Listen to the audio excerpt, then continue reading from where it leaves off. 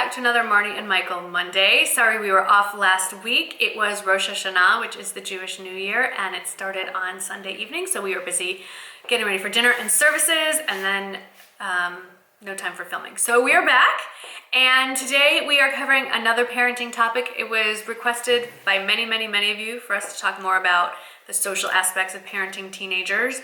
That is dealing with their social life, not ours. We don't have one.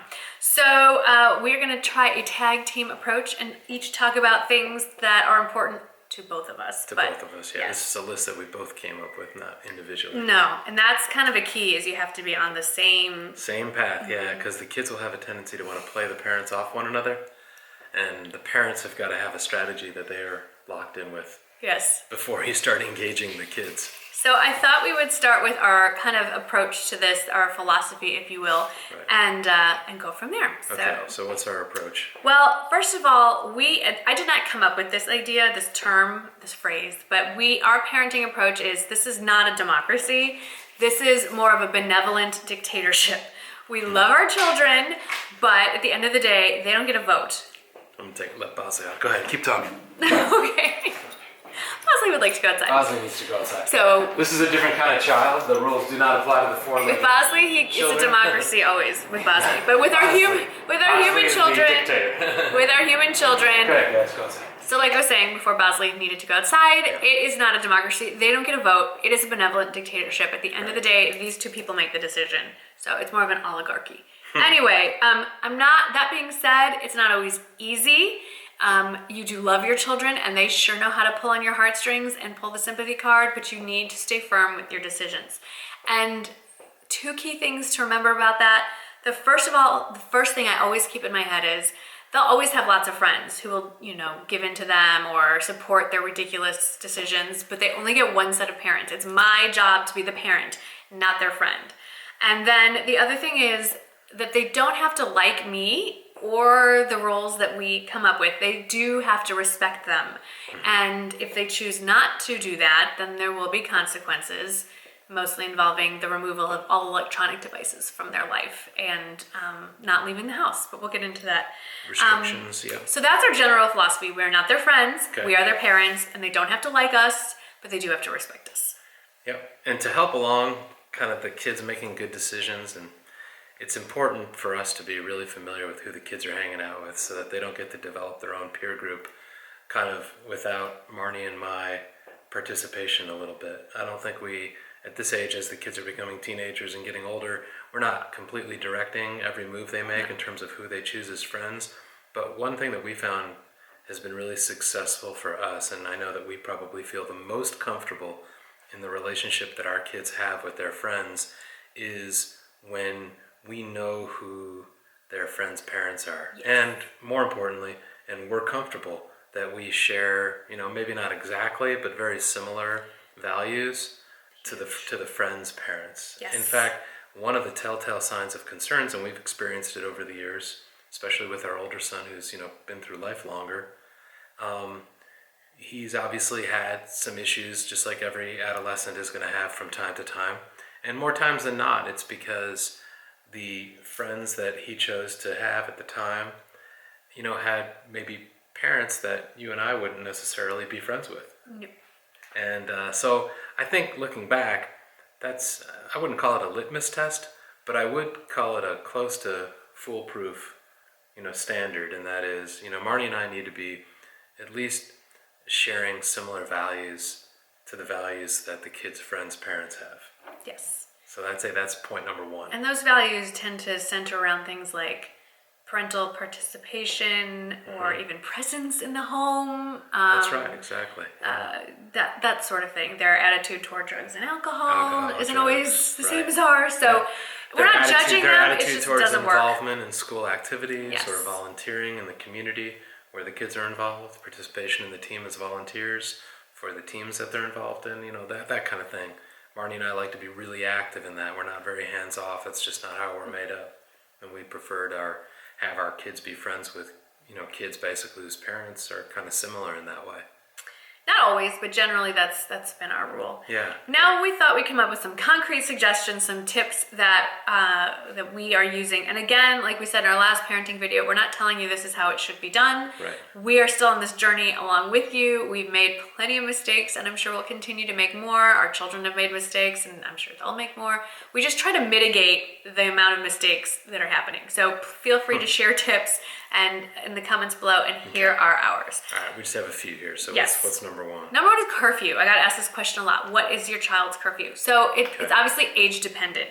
So Shane, being a freshman in high school, not being able to drive, generally the curfew on school nights is there isn't one because he's not going out on a school night. There is not a Yeah. curfew because he's not out of the house. Yeah, so that's except easy. for extracurricular activities, yeah. You're right. And then, on a non-school night, it's anywhere from 10 to 11. It sort of depends on where he is and what's going on. And it cuts off at 11 because somebody has to go pick him up, and that's as late as the two of us want to stay up to go get him. Obviously if it's a sleepover or something, that's different. But generally speaking, Right. 10 to 11 o'clock at night. That's Shane. Now, Jake, this is San Antonio, I think, is unique. Research the rules in your city where you live. Obviously in the United States, I don't know what it's like in Europe. Yeah. Once Jake was driving at the age of 16, his license was not valid year-round, weekday and weekend, from 11:01 p.m. until 6 a.m. the next morning. So whether or not we thought he could drive later, Unless they were coming to and from a school activity Or or work. coming to and from work. but you could not be out for fun after 11 o'clock at night Yeah. any day of the week. So whether or not Jake wanted to stay out was immaterial. The law says your driver's license is invalid and you have a citywide curfew and you cannot be out and about after 11 o'clock at night. So that was really easy. Now that he's 17, that rule no longer applies. But for us, again, school nights, you're not going anywhere, so we don't even have to discuss a curfew. Right. And then non-school nights, it's up to midnight. There's a little wiggle room for special occasions, but not much. That's pretty much it. Yep, I Yeah. agree with that. I think curfews are something that you just need to have kind of hard and fast for the most part. The kids need to learn responsibility and limitations. And curfew is one of those things that you can do. And even if your city or municipality has those types of time restrictions, that's kind of like, typically those are more liberal even than what you would want for your own house. So making an earlier curfew I think is perfectly fine.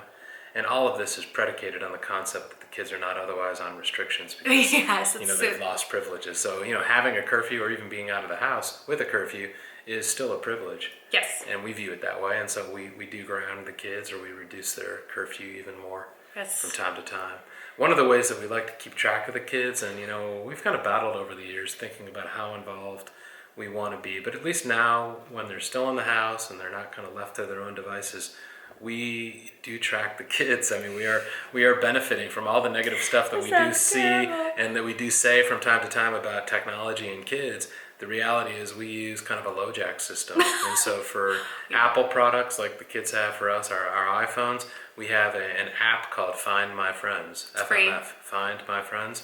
There's also Life Touch 360, Yeah. but the concept is basically, you remember the old low jack systems that you put on your vehicle? One thing is for sure, we know the kids are always going to have their phones with them. They would not leave home without it. Yes. And it's attached at the hip because they're texting and Snapchatting and Right. Instagramming Not while driving. constantly, right? So we know that that's with them. And as a consequence, we've told them, look, it's required. You need to have your phone fully charged and with you when you're out of the house, and you need to have your Find My Friends app fully functional. And if it's not, that in and of itself becomes, an act that's punishable. Oh, yes. So they know now that needs to be on, and they know that we check their whereabouts. So they can't get too far physically from what their, designated location that we've already kind of pre-approved that they should be at. They're really not left completely to their own devices, and we can see when they go someplace that they're not authorized. And we've to go. caught them both doing We things definitely they have, shouldn't have yeah. been doing because they Sure. weren't where they said they were going to be. So We it's have. amazing We that have. even in this day and age, they forget that we can find them. So that's been a helpful tool, I would say. More than anything, that's just been helpful for us to know that we have an idea as to where they are and kind of generally what neighborhoods they're in or where they're hanging around. And when Jake was first driving and kind of learning how long it takes him to get from place to place, I would use that, Yeah. About half an hour before curfew to check to see where he is and say, by the way, you only have, 30 minutes. Are you sure you have enough time? I don't do that anymore, but Okay. All right, let's have Marnie talk about, an area that as the kids get older, and they want to have a sense of more, liberty and freedom, having house parties is something that is just, a very natural development for kids in high school in particular. And so why don't you talk about parties and how we do parenting around parties? So, the party thing goes along with what Michael said about knowing the parents. And again, you have to keep in mind that it's not about embarrassing your child. It's about making sure they're safe and not getting themselves into a situation where they could do harm to themselves in some way. So let's just use Shane as an example because he's new to all of this. He's our younger one, yeah. Yes. When he wants to go, he'll text me or come by where I am and say, Mom, so-and-so's having a party, can I go? So usually what I do first is make sure I know who the parent is. If I don't know them, I insist that he gives me their phone number, the mom's phone number, or parent I should say, but generally it is a mom, so I'm gonna be general here.